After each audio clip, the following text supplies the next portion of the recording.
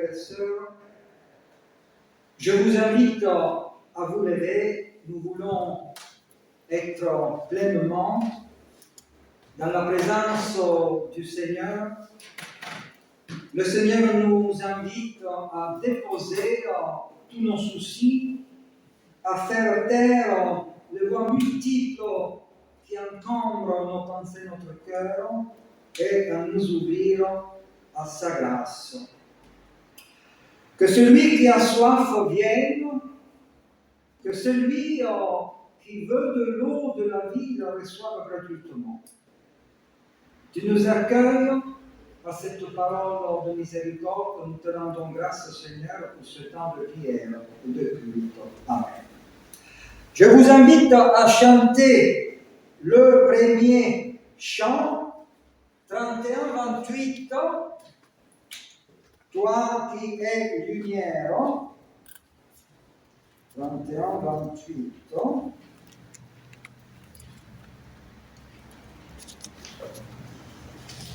Et naturellement, j'en profite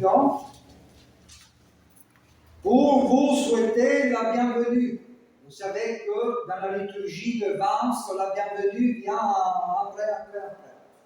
Ici, dans la liturgie de grâce, la bienvenue, c'est tout de suite. C'est pour cette raison qu'il faudra harmoniser au bout d'un moment, harmoniser les choses, parce qu'on ne peut pas faire des choses trop différentes. 31, 28, la première et la quatrième strophe. Vous connaissez ce chant? Oui.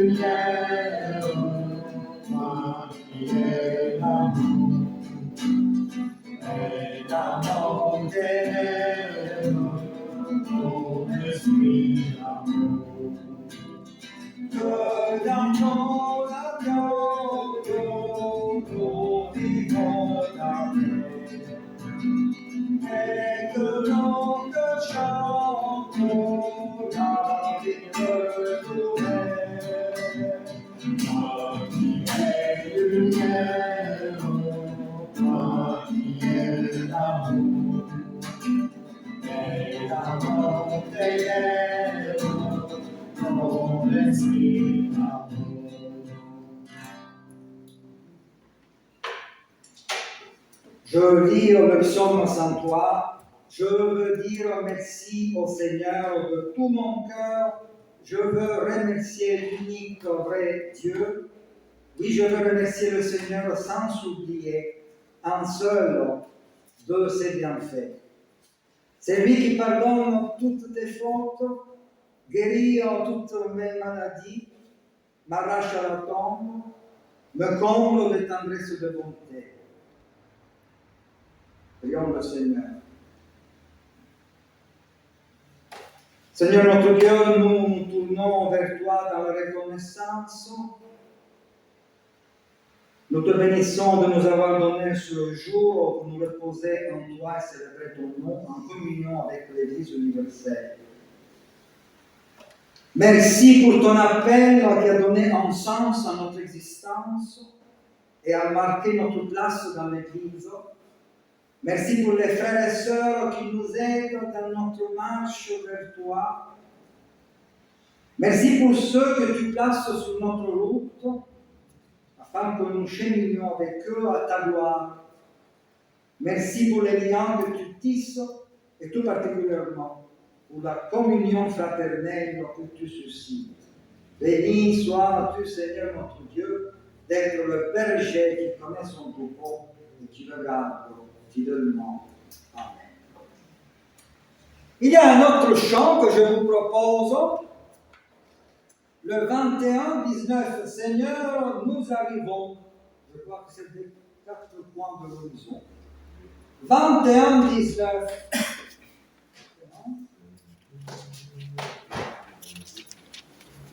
C'était trop lent, vous voulez qu'on fasse un peu plus vite?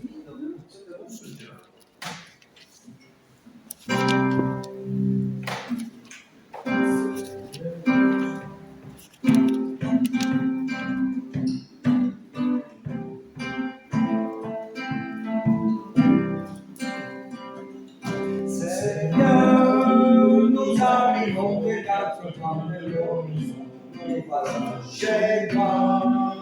Seigneur, nous arrivons des 4 coins de l'horizon. Dans ta maison, nous avons marché sur les routes humaines. Nous avons porté le fardeau des jours.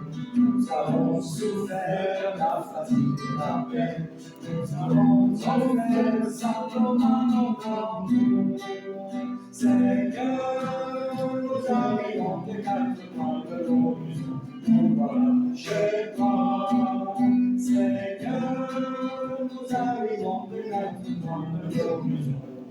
Dans ta maison, nous avons marché. Ah oui, pardon, nous avons le 4e. Il n'y en a pas de 4e.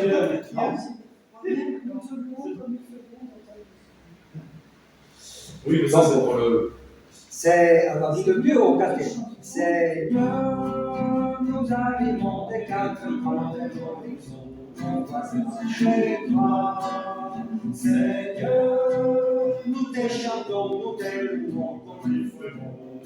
Dans ta maison, nous voici l'enfant, tous autour de la table. Assemblés ici pour parler de toi.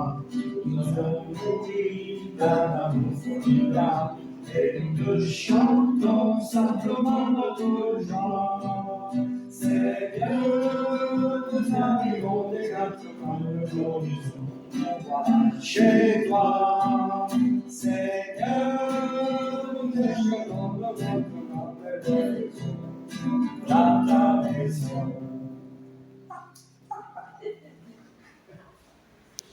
Bien, chers frères et sœurs,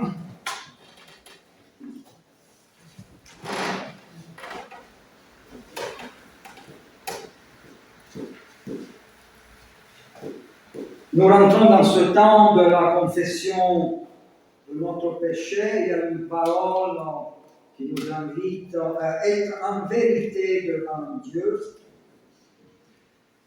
L'apôtre Paul écrit à l'église des Colossiens: revêtez-vous donc de tendresse et de compassion,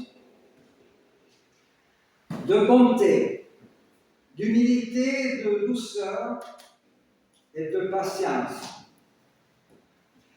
Supportez-vous les uns les autres et pardonnez-vous mutuellement si l'un a un reproche contre l'autre. Le Seigneur vous a pardonné, faites de même. Et par-dessus tout cela, qu'il y ait l'amour. C'est lui qui fait l'unité dans la perfection. Chers frères et sœurs, vous voyez cette exhortation à revêtir l'homme nouveau que Dieu a dévoilé en Christ Jésus, notre frère aîné. Alors, avant de confesser notre péché, on peut rester assis et nous chantons quand s'éveilleront nos cœurs au 31-22. Nous avons vraiment besoin que nos cœurs se réveillent et s'éveillent à la vie joyeuse du Christ ressuscité.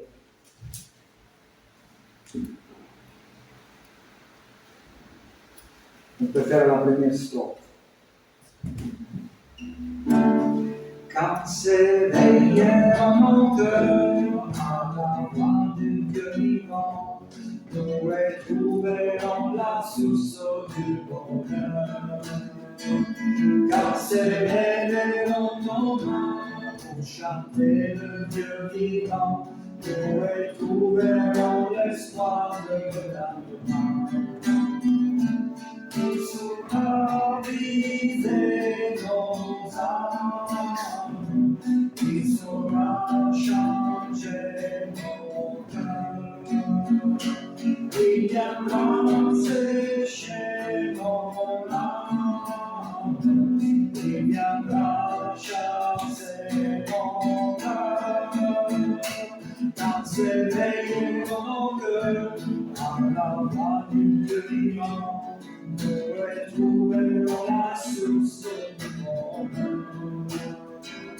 Quand s'élèveront nos mains pour chanter le Dieu vivant, nous retrouverons l'espoir de l'endemain.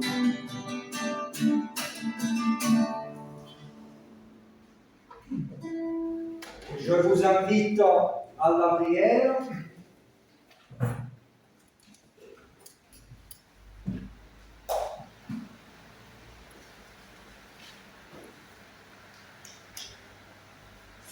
Seigneur notre Dieu, prends pitié de nous.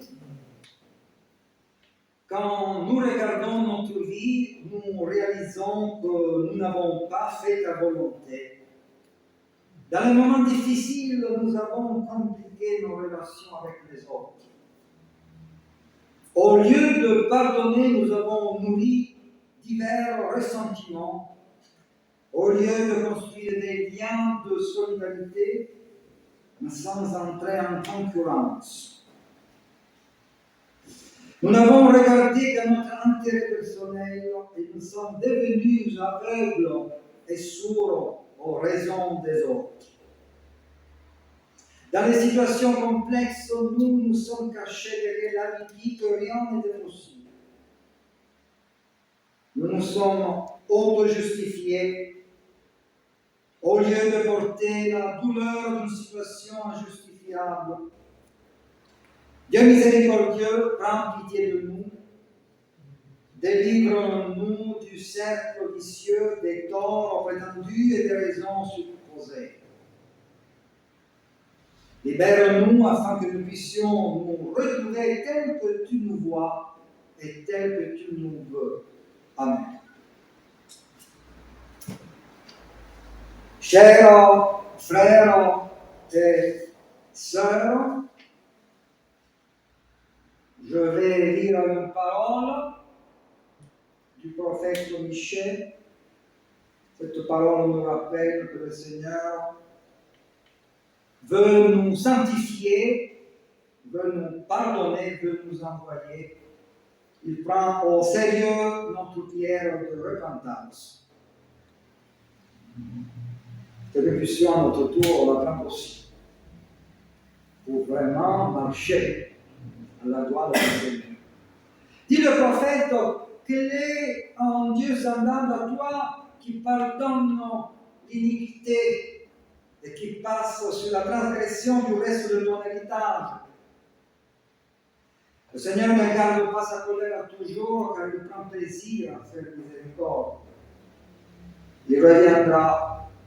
Il aura compassion de nous, il foulera sous ses pieds nos iniquités. Tu jetteras, Seigneur, dans les profondeurs de la mer tous leurs péchés.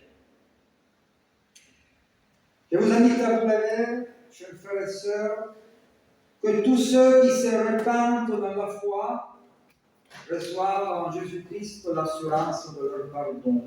Amen. Et nous voulons chanter avec joie, c'est vers toi que je me tourne au, je crois, 44-15.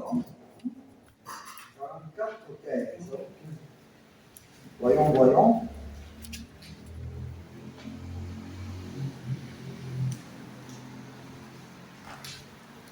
Oui, c'est vers toi que je me tourne.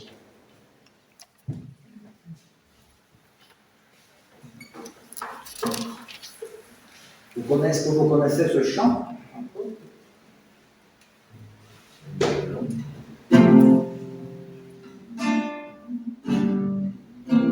C'est vers toi que je me marcher lentement, j'ai mes mains pour te rencontrer, mon cœur ne veut se chanter, pour bénir et célébrer ton amour, car tu es fidèle et bon. Seigneur, oh Seigneur, je veux te louer. Seigneur, oh Seigneur, ma vie à jamais. Mes yeux contemplent ta gloire, ta nuit ranime la foi. Ta paix, ta joie inonde mon cœur, c'est tout mon bonheur. Je veux condamner que tu es celui qui chaque jour nous bénit. Seigneur, oh Seigneur, je veux t'encourager. Seigneur, oh Seigneur, ton éternité.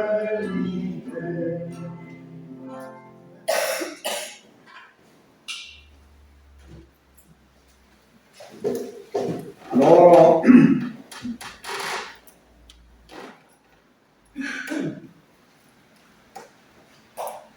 Seigneur, nous allons nous mettre à l'écoute de ta parole, que cette parole puisse nous apporter aujourd'hui à chacun de nous une parole de vie, une parole d'envoi, une parole de paix, une parole de pardon, une parole de joie.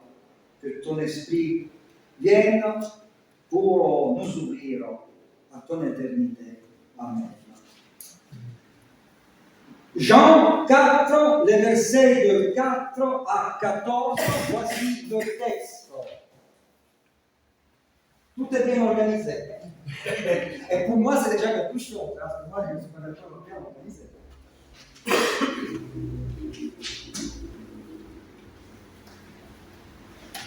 Il fallait que Jésus passât par la Galilée. Il va donc dans une ville de Samarie, appelée Sychar, près du terrain que Jacob avait donné à son fils Joseph. Là se trouvait le puits de Jacob. Jésus, fatigué du voyage, s'assit ainsi au puits. C'était environ la 6e heure. Une femme de Samarie vint puiser de l'eau. Jésus lui dit : « Donne-moi à boire. » Car ses disciples étaient allés à la ville pour acheter des vivres. La femme samaritaine lui dit : « Comment toi, qui es juif, me demandes-tu à boire ? À moi, je suis une femme samaritaine. » Car les Juifs n'ont point de relation avec les Samaritains. Jésus lui répondit : « Si tu connaissais le don de Dieu, et qui est celui qui te dit : donne-moi à boire, tu lui aurais demandé toi-même, et il t'aurait donné de l'eau vive. » La femme lui dit : « Seigneur, tu n'as rien pour puiser, et le puits est profond. D'où aurais-tu donc cette eau vive ? Es-tu plus grand que notre père Jacob, qui nous a donné ce puits, et qui en a bu lui-même, ainsi que ses enfants et ses troupeaux ? » Jésus lui répondit : « Quiconque boit de cette eau aura de nouveau soif. Mais celui qui boira de l'eau que je lui donnerai n'aura jamais soif. Et l'eau que je lui donnerai deviendra en lui une source d'eau jaillissant pour la vie éternelle. »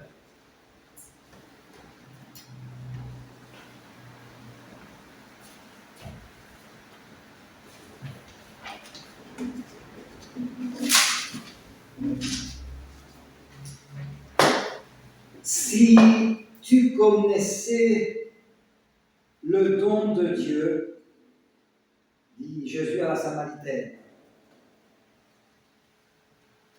Chère Samaritaine, crois-tu que le don de Dieu soit le puits avec l'eau précieuse qui jaillit depuis les temps anciens de Jacob?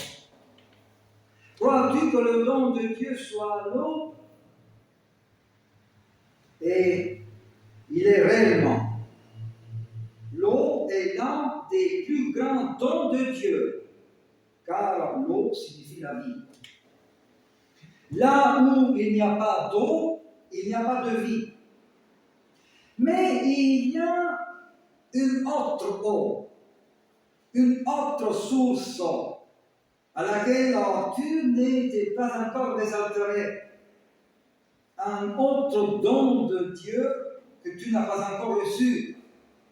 Si tu connaissais cet autre don de Dieu, mais tu ne le connais pas encore, tu n'en as aucune idée.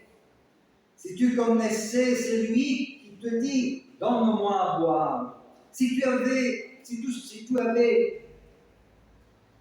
ne serait-ce qu'une vague idée du secret de l'homme qui te demande à boire, si tu pouvais pressentir quelle est ta soif d'eau, certes, mais aussi soif de toi, si tu savais qui est cet étranger venu de loin mais désormais si proche, si tu savais, très chère Samaritaine, avec qui tu parles quand tu parles avec lui et qui tu vois en le regardant, si tu savais, mais tu ne sais pas, tu ne sais rien, tu ne soupçonnes rien. Un poète a ajouté cette parole que je vais lire pour vous. Tu ne connais pas l'autre don de Dieu. Tu ne connais pas ce voyageur mystérieux, ô Samaritain. Ce juif hors des sentiers, qui parle avec une femme samaritaine, ce qu'il ne devrait pas faire selon les règles d'alors, et qui tient d'étranges discours. Il te demande de l'eau. Mais déjà, il te fait comprendre que celui qui veut te la donner, il possède une eau meilleure que la tienne. Qui es-tu, femme sans nom? Toi qui as eu avec Jésus le plus long dialogue que les évangiles nous aient transmis. Un chapitre entier, c'est énorme ce dialogue, c'est le plus grand dialogue entre Jésus et un être humain. Tu connais la vie samaritaine, au moins tu connais les hommes. 5 maris plus 1, cela fait 6. Peut-être connais-tu l'amour, ou peut-être ne le connais-tu pas encore. Tant d'hommes, et pourtant aucun amour. Tu connais l'eau de Jacob, peut-être même le Dieu de Jacob.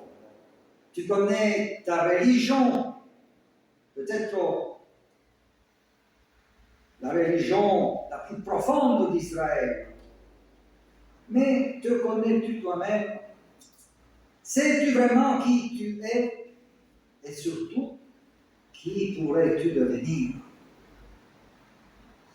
Si tu savais, tu es sur le point de devenir une autre.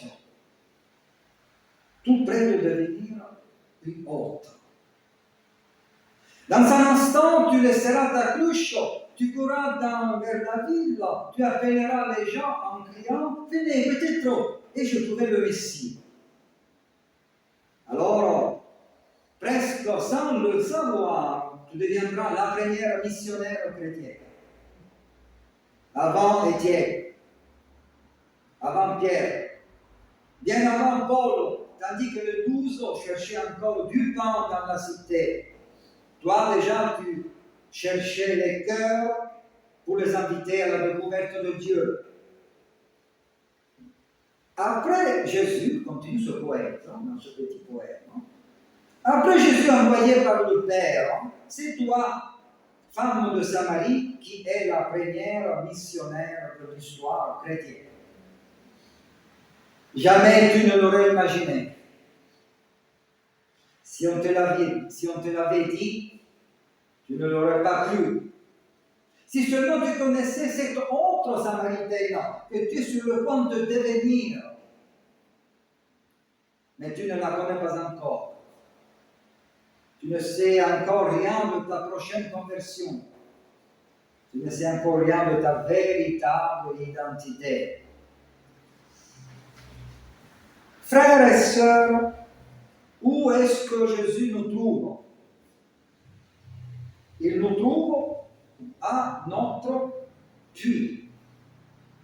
Là où nous allons puiser l'eau qui nous fait vivre.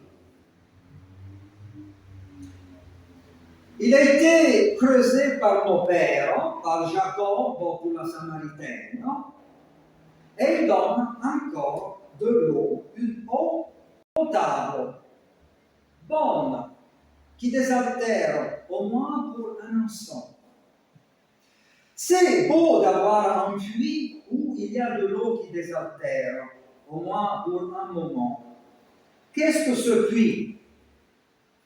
C'est ce qui nous a été laissé et transmis par ceux qui nous ont précédés. Nos pères, la tradition dont nous sommes les enfants, ou bien c'est ce que nous-mêmes avons construit. Notre vie passée jusqu'à aujourd'hui, nous avons tous notre puits. Nous puisons tous à ce puits, et même à plus d'un. Pensez par exemple au puits de notre tradition religieuse. Si nous sommes chrétiens, 2000 ans de christianisme, et à l'intérieur de celui-ci, la tradition protestante ou encore orthodoxe. Certes, il n'y a pas que des lumières, il y a aussi beaucoup d'ombre. Mais quelle richesse dans le domaine de la théologie, de la spiritualité, de la piété, des styles de vie. Quelle grande richesse! Quelle eau potable!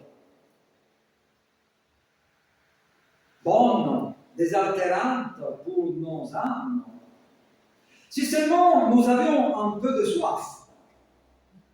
Mais il arrive qu'il y ait de l'eau et qu'il n'y ait pas de soif. Il suffit de regarder un peu la situation européenne et la sécularisation.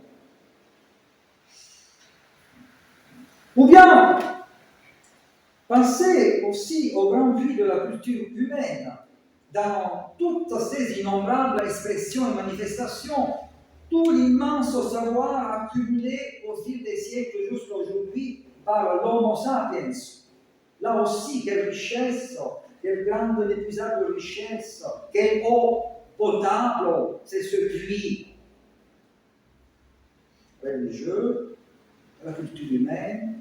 Ou pensez encore seulement à votre vie vécue jusqu'à aujourd'hui, à toutes les expériences que vous avez eues, à toutes les connaissances que vous avez acquises, à toutes les relations que vous avez établies. Là aussi, il y a de la richesse. C'est aussi un puits auquel on peut puiser.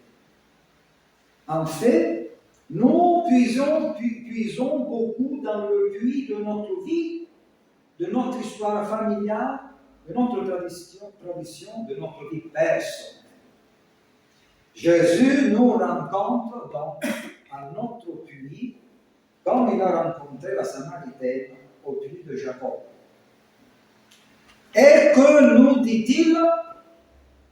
Il nous dit quelque chose de très simple. La tradition, qu'elle soit grande, celle de la grande histoire dont tu es fils ou fille, ou qu'elle soit petite, ou celle de ton histoire personnelle et familiale, te donne de l'eau potable, mais ne te donne pas l'eau vive. Elle te fait vivre, mais ne te fait pas revivre.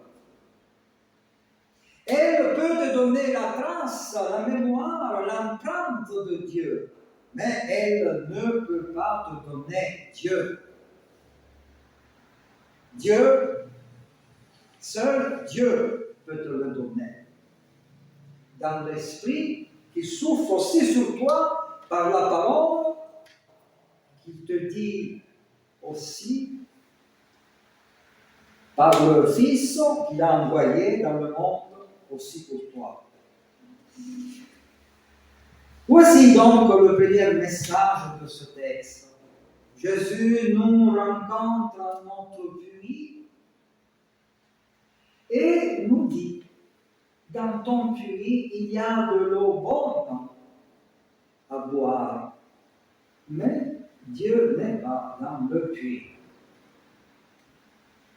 Dieu n'est pas de l'eau, c'est l'eau vive, métaphore de l'Esprit Saint, Jean 7. Dieu n'est pas du pain, c'est le pain vivant, métaphore de Jésus-Christ. Pain vivant descendu du ciel. Dieu n'est pas le livre, c'est la parole vivante. Les paroles sont esprit et vie. En somme, Jésus nous dit, dans ton puits, il y a de l'eau bonne à boire, mais il y a une autre eau. Une eau meilleure que je vais te donner. Dieu nous dit donc, dans ton puits, il y a de l'eau bonne à boire, mais il y a une autre eau que je vais te donner. Quiconque boit de cette eau aura de nouveau soif, mais celui qui boira de l'eau que je lui donnerai n'aura jamais plus soif. Il y a donc une autre eau au-delà de celle de ton puits. Chers frères et sœurs, chers Samaritains, il y a aussi une autre soif. Au-delà de celle qui a poussé la Samaritaine à se rendre au puits de Jacob et que Jésus lui-même a éprouvé, puisqu'il demande « Donne-moi à boire ». C'était midi, il avait soif. Oui, il y a une autre eau et il y a aussi une autre soif. Et qu'est-ce que cette soif? C'est la soif d'amour, de grâce, de lumière, de joie, de beauté, de vérité, de liberté, de bonheur, d'unité, de communion, de partage. C'est la soif de Dieu, celle du psaume 63. Lorsqu'il était dans le désert de Juda, David prit ainsi, « Ô Dieu, tu es mon Dieu, je te cherche. Mon âme a soif de toi. Mon corps soupire après toi dans une terre aride, desséchée, sans eau. » La Samaritaine n'avait pas cette faim et cette soif de Dieu avant de rencontrer Jésus. Elle est venue après l'avoir rencontré, cette soif. Prions Dieu pour que cela nous arrive aussi.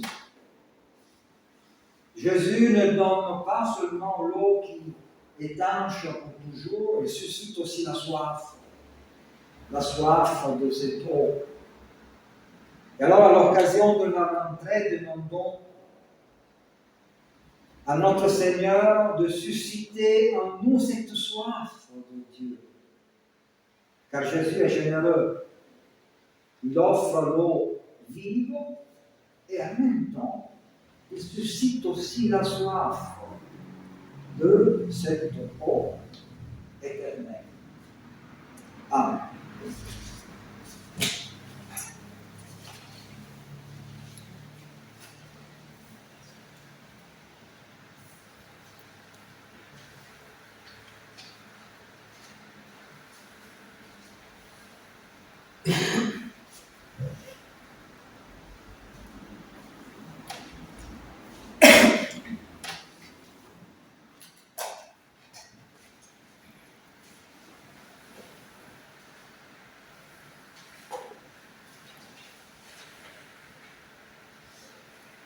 Je vous propose de chanter ensemble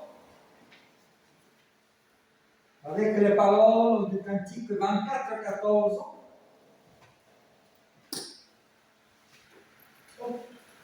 Et nous pouvons faire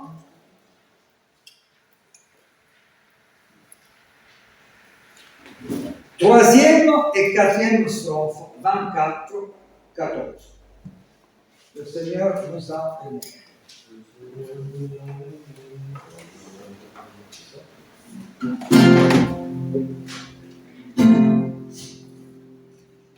Le Seigneur nous a aimés comme on n'a jamais aimé. Il nous guide chaque jour d'une étoile dans la nuit. Le pain que nous partageons et le don de son amour. C'est le pain de l'amitié, le pain de Dieu. C'est mon corps, béni et manger. C'est mon sang, béni et buvez. Car je suis la vie et je suis l'amour. Ô Seigneur, emporte-nous dans ton amour. Le Seigneur nous a aimés comme on n'a jamais aimé. Tous les gens de son village, c'est le fils du charpentier. Il travaille de ses mains comme font tous ses amis. Il connaît le dur labeur de chaque jour. C'est mon corps, brisé, mangé. C'est mon sang, brisé, buvé. Car je suis la vie, et je suis l'amour. Ô Seigneur, emporte-nous dans ton amour. Le Seigneur nous a aimés comme on n'a jamais aimé. Au hasard de ses rencontres, par les inadversités, il reste son amour et nous parle de son Père. Et chacun se trouve espoir en écoutant. C'est mon corps, béni et manger. C'est mon sang, béni et buvez. Car je suis la vie et je suis l'amour. Ô Seigneur, emporte-nous dans ton amour.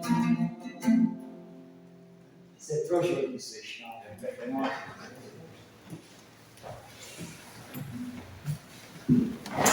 Bien.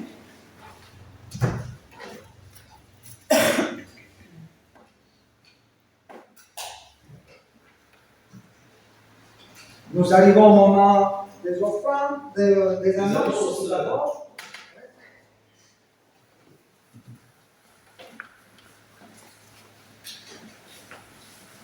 Les annonces. Tout d'abord, merci à vous d'être présents. Dans la joie du Christ, merci à toi Stéphano. Vous êtes sans doute au courant que notre nouveau bulletin est paru, bien sûr à compulser. Il y a un petit oubli au niveau du calendrier, ce sont les séances d'études bibliques. La première, ce sera le 16.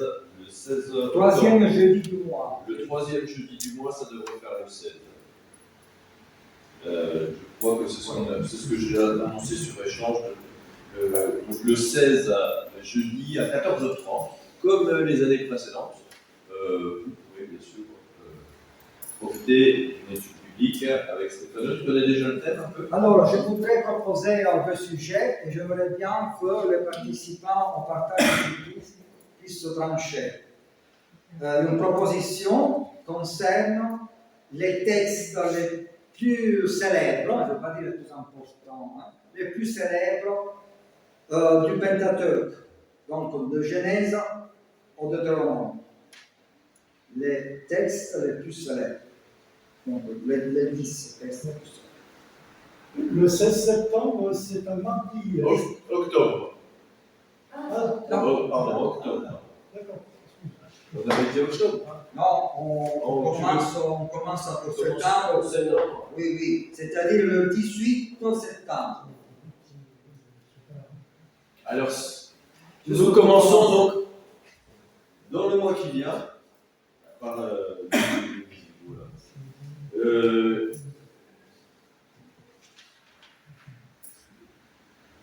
on va rester pour la. Pardon? 14h30. 14h30 à la Salargesse. Et c'est donc régulièrement le 3e jeudi du mois. On n'y déroge pas, donc ça peut être un revers. Il y aura des feuilles, on verra, mais pas nombreux, on verra de bien organiser. Donc je me contente de réciter la newsletter que tu nous as envoyée. La semaine prochaine, donc le 7 septembre, dimanche 7 septembre, le culte aura lieu à Grasse à 10h. La veille, donc, il y aura le forum des associations à Vence. Si jamais vous avez envie d'aller jusqu'à Vence pour éventuellement donc, participer ou épauler mon frère François Combat. Notre entraide, en tout cas aidée, sera là-bas. Et peut-être que tu seras aussi un peu. Le samedi 13 septembre, atelier biblique organisé par le professeur François Vouga à Nice, samedi à 10h30 à l'espace Valdo. Le thème de la journée est guérison. Je crois que c'est au pluriel. Oui. Alors, aspect pratique, on n'a pas besoin de s'inscrire. Auberge espagnole le midi. Et enfin, le dimanche 14 septembre, nous avons notre culte de rentrée avec une AG extraordinaire pour permettre à Carlotta de rentrer dans le conseil presbytéral. Merci encore une fois. Et à signaler que le dimanche suivant, le 21 septembre, il n'y aura pas de culte à Grasse, puisqu'on est tous invités à prendre le bateau pour aller à l'île Sainte-Marguerite pour l'inauguration d'une plaque commémorative au mémorial huguenot. On connaît beaucoup l'histoire à travers le masque de fer, mais il y a eu des pasteurs qui ont été enfermés là-bas et de nombreuses. D'autres annonces? C'est le moment de l'offrande.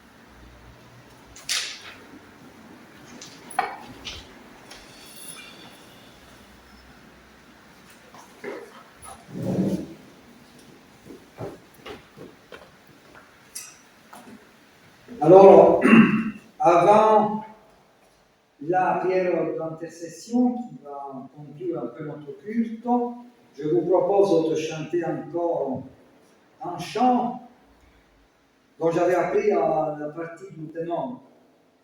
Il est là, 1201, Je louerai l'Éternel.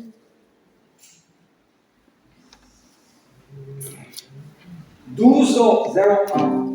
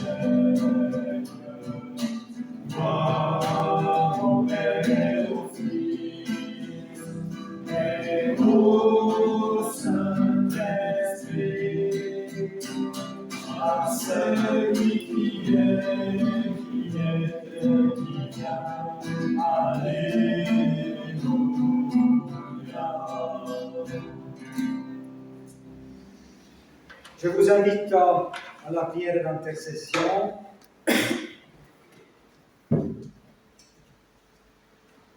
C'est une prière que j'avais pensée pour la newsletter d'avant-hier. Seigneur, nous te remercions pour la période de repos dont nous avons pu bénéficier.